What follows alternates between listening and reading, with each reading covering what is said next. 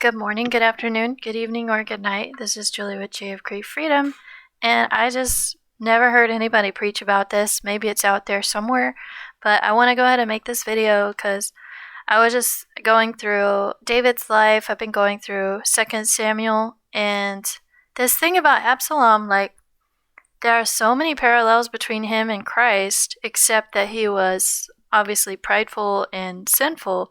But if you flip it a little bit and you think about how Jesus took on everyone's sin, and you view him as taking that sin because he was a sinful man, Absalom tried to take over David's throne, and he did for a short time, then it actually kind of fits together. So basically, Absalom would have been heir to the throne. He was the son of a king in another place. I think it was Gath. He was basically raised as a king's, he was a grandson of another king who wasn't David. So as he was raised in David's court, he had this, attitude from the get-go that he's going to be king. So, and that caused some problems, and obviously there are speculations that says David did not really discipline his son. David really loved Absalom because even after Absalom had murdered another one of David's sons for raping Tamar, Absalom was banished for a while, but it was kind of his own choice to be banished.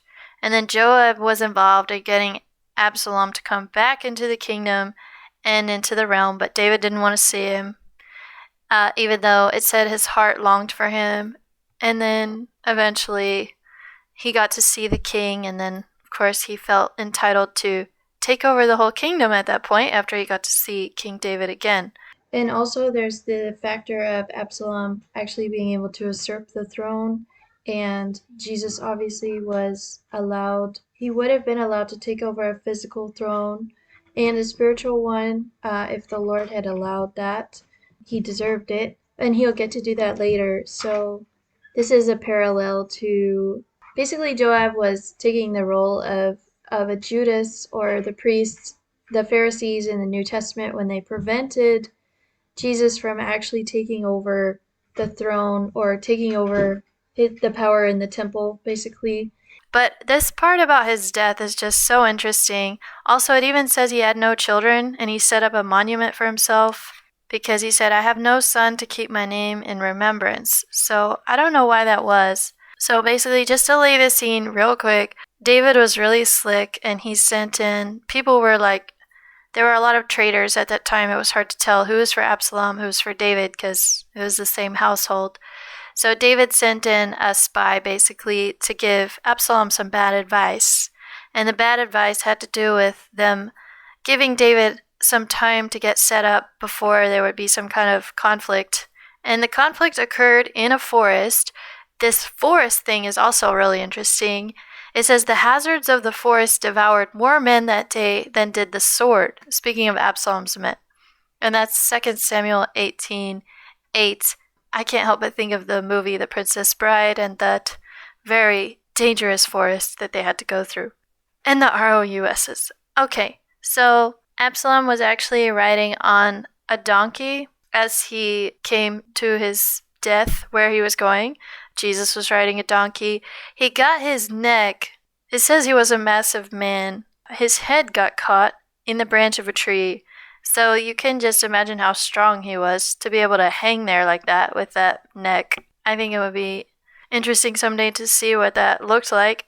He was hanging in midair between heaven and earth while the mule that had been under him kept going. And we know Jesus hung between heaven and earth. There's a very popular song in German about that, between heaven and earth. So I don't know how popular that concept is in English, but once I heard that song in German, it's really hitting home. Zwischen Himmel und Erde. So then Joab was informed. Joab was David's right-hand man. He was the commander of the army. And this is where it gets interesting.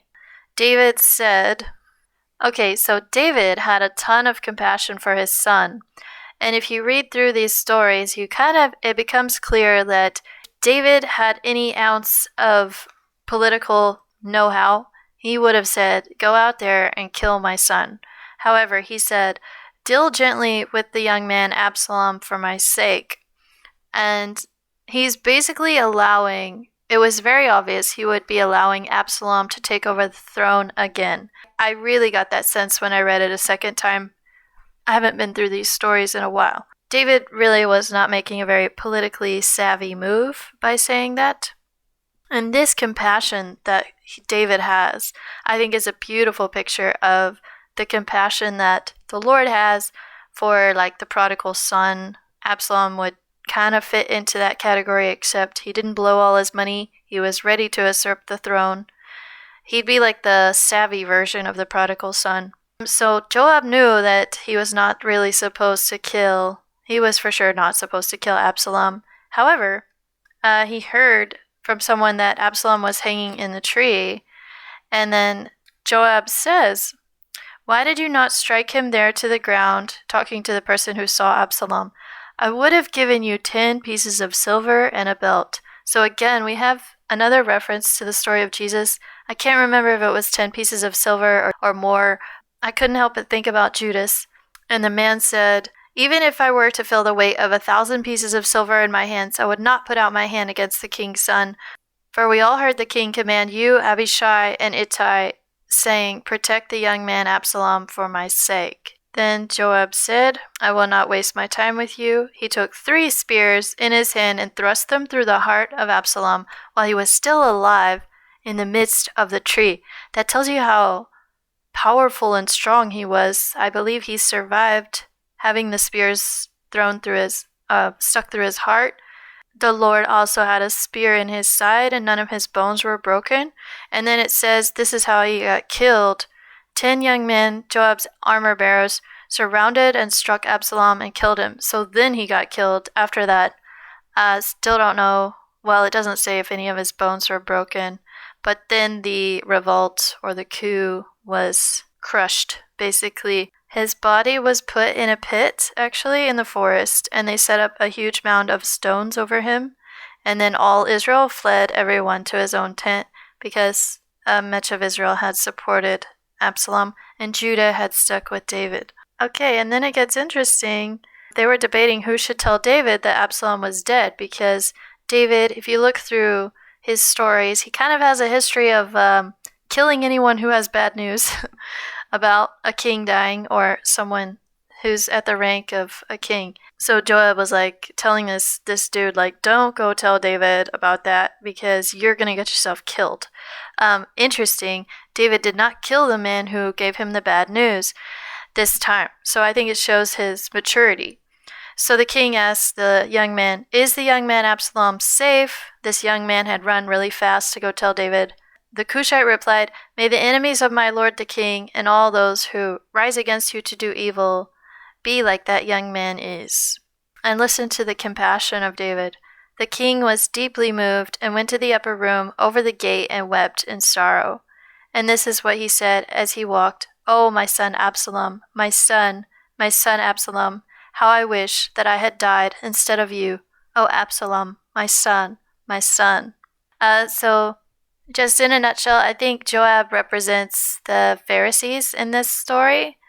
And Joab had to go speak with David and tell him to stop mourning and stop weeping because everyone was so happy that David would be back on the throne, but David was grieving for his son. And I think just if this were a picture of the Father God, how he says, "How I wish that I had died instead of you." We all know that verse, my God, why have you forsaken me?" If you look through those verses, it says, he does not despise the suffering of the afflicted one, and he does not ignore the suffering of the afflicted. And I think this picture of David shows some very beautiful compassion. What I'm trying to say is, I think the Father God actually had those feelings when he saw his son, Yeshua, on the cross. Like, the Father loves him so much, he would have done it himself and laid his life down as well. And then Joab is actually, right here, he's rebuking David for his compassion. He says, "You love those who hate you, and you hate those who love you. You have shown today that commanders and servants are nothing to you. For today I know that if Absalom had lived and all the rest of us had died, then you would be pleased. So Joab was kind of twisting some things around and was not appreciating David's love for his son there. But he says, you love those who hate you, another sign of how far along David's love was.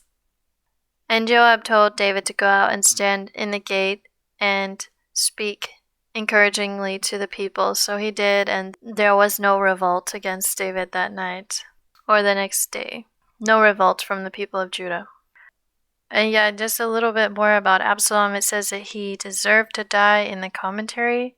He did deserve death for treason, basically, but David didn't want to do that to him. And he had also slept with the concubines from David to show that he wanted to be king, so there was high treason, basically. Alright, I think that was it in a nutshell. And by the way, this psalm that I'm reading, the Psalm 18, this was one of his last, I do believe it was the last psalm of David. So this was when he was older. He wrote these words. Remember, he causes my lamp to be lighted and to shine. The Lord my God illumines my darkness. For by you I can crush a troop, and by my God I can leap over a wall. God bless.